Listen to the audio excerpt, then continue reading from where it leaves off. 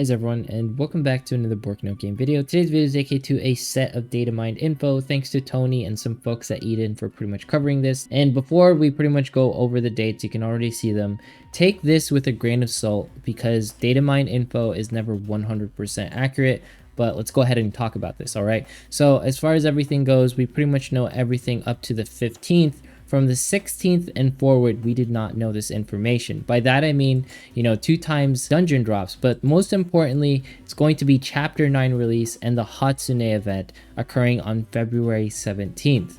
That is a pretty big deal. And also, rank increase to level 85 and the Arisa banner. So this sort of flows still correctly with this chart right here.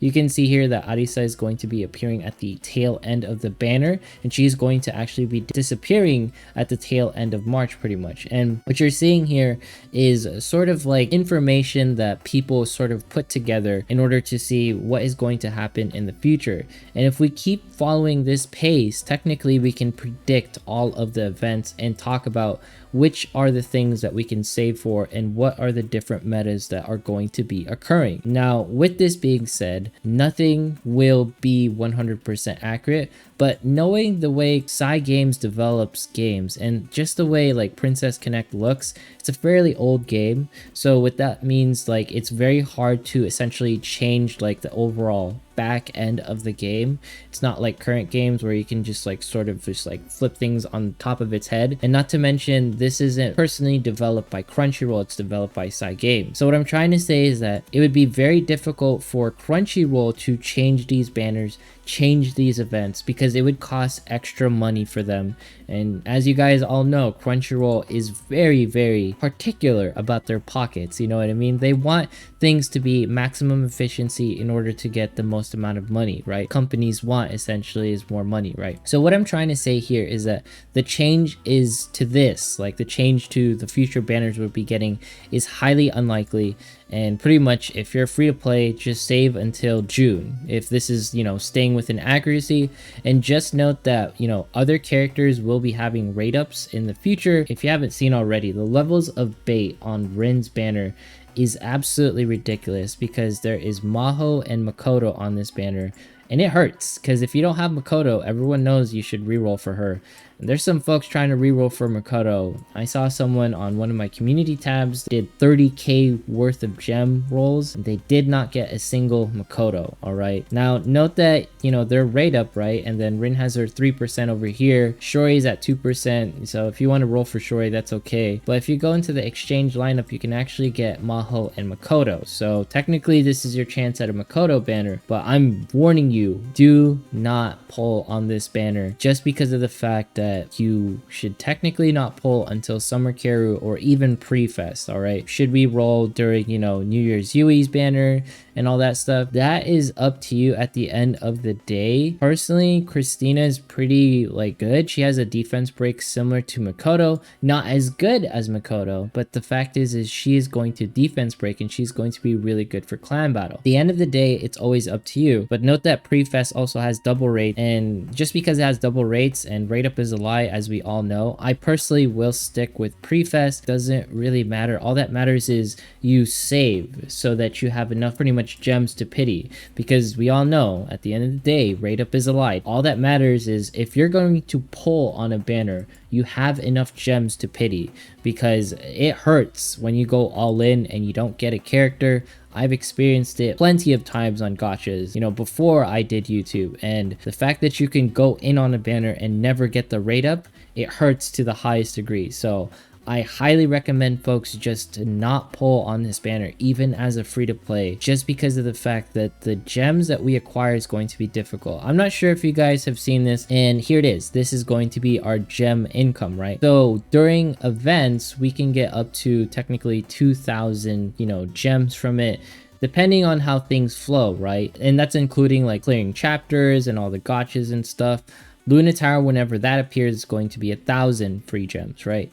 So I'm hoping Luna Tower appears. I'm not sure when it exactly appears. Maybe like the CNJP players can let me know all the different types of players who played the game in the future. But this is essentially a breakdown on all the different gems, right? And as you can tell, it can get very good for us as a community. But the thing is be very careful with the way you spend your gems, because ideally we're getting like roughly like 500 gems from clan battle, but hopefully most of our gem income will actually be coming from events if it's like 2,000 per month, right?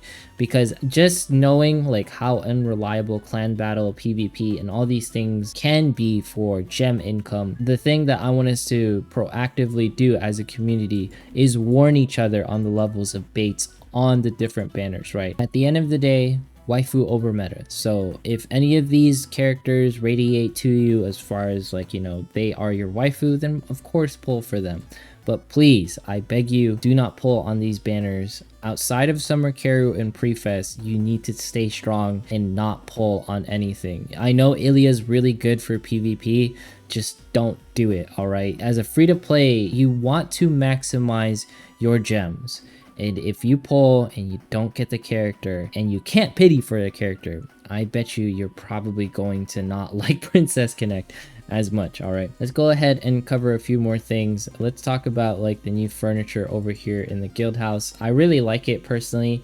You know, here is my guild house. I've been decorating a little. This is like a cute mini game that I like to pretty much look at. And the thing is with like, you know, the furniture shop and everything, I just think it's nice just because of the fact it's not stressful. There's no meta involved.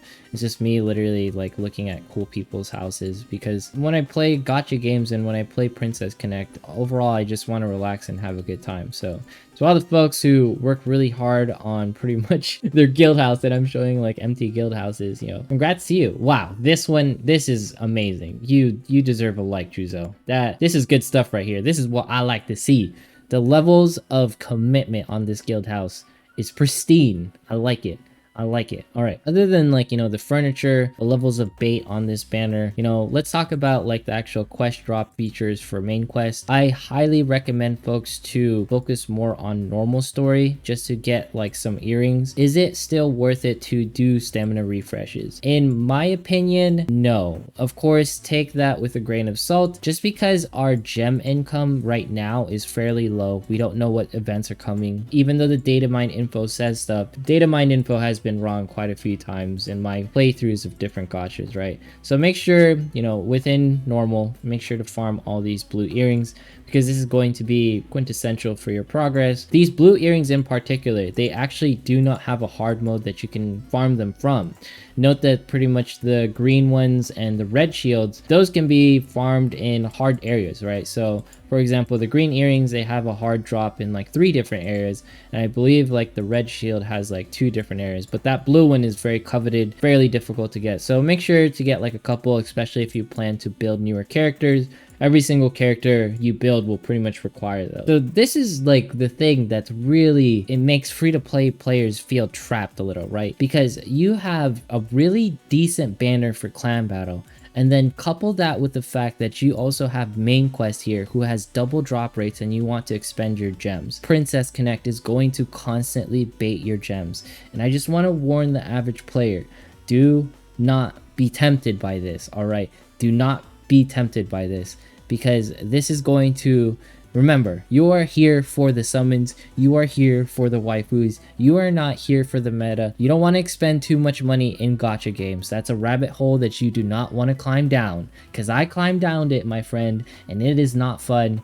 You will be experiencing levels of regret. In my opinion, save your gems. Do not fall into the rabbit hole of spending. Stay free to play. All right, nothing against people who whale, nothing against people who spend, because I'm definitely a spender. It's just that once you pull the trigger, it's hard to take it back, because you're just gonna want to do it more times, trust me. All right, I am so happy to announce my first 5-star Nozomi. Just note that I did not actually try to pull for her, so I did not reroll Nozomi. I pretty much got her, you know, straight from the dungeon shop. I didn't use a single divine amulet. So if you are loyal to the core for your waifu, eventually you will be able to 5-star her. So let's go ahead and do it. Nozomi, I cannot wait for you to be 5-star.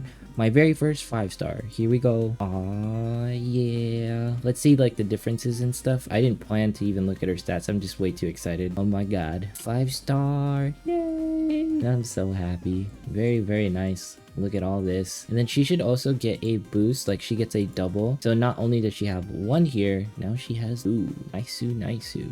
Jump into some battle arenas, see if we can find anything cool, find any fights that look somewhat doable. All right, this one looks sort of doable. Okay, I can pretty much replace this team, and then I think I can put Io here and it should be okay. We want to get rid of that Hatsune, and yeah, this is like the best team that I could find. I've been searching for a little bit, so if we can't do it, it's totally fine. I just want to get some PvP in here because everyone likes to see some PvP. Overall thoughts with like things occurring with the data mines. I'm looking forward to the events. I hope they compensate us with gems appropriately, because accelerated events means less capabilities to save. And from the polls that I did, it looks like a lot of players want a steadier pace of events versus them just dropping a load of events without any compensation. Even though the game gets a little bit slower, people still prefer, like, you know, the ability to save for stuff, right? So hopefully we get more gems and stuff as we're progressing through the game to help us pull for, you know, the banners that are upcoming. But as you all know, I highly recommend saving and all that stuff. It looks like we're doing okay against this match. Now the biggest thing is going to be getting rid of that Miyako and then getting through into the Nozomi, but I don't think we might be able to get through because Tamaki is our only one, and I don't think we're generating enough pretty much TP to get to that Monica, because that Nozomi right here is pretty tanky of itself, and I don't think Io's going to be able to take it down. So if we could have kept our Monica alive, that would have been a little bit better. Maybe it was a bit extra of me to use my 5-star Nozomi, like maybe just use 5-star Nozomi. Who knows? These tank teams, I'm trying to figure them out. I don't have too many meta characters. If I had Mage Melt or Reno Cannon, it would have turned out a little bit better. But anyways, that's it for today's video. I hope you enjoyed it. If you made it this far, consider subscribing, dropping a like, leaving a comment. Hope to see you in the next video. See ya.